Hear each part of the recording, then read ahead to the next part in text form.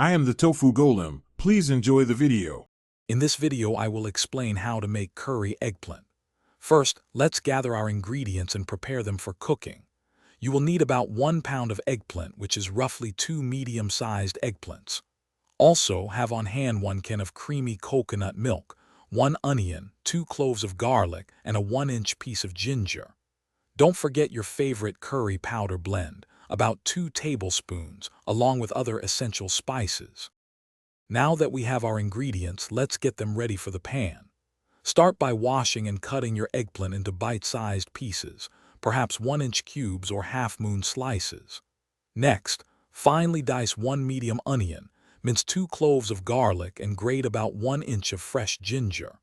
Measure out your spices: 2 tablespoons of curry powder, 1 teaspoon of turmeric, and half a teaspoon of salt.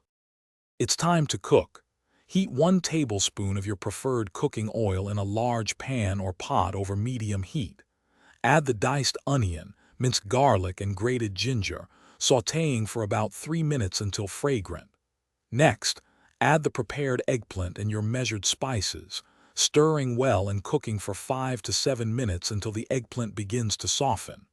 Finally, pour in 1 13.5-ounce can of full-fat coconut milk and bring it to a gentle simmer for about 15 minutes. Your delicious curry eggplant is now ready to enjoy. Serve it warm over a bed of fluffy basmati or jasmine rice to soak up all that wonderful sauce. For an extra touch of freshness, garnish with some chopped cilantro or a squeeze of fresh lime juice.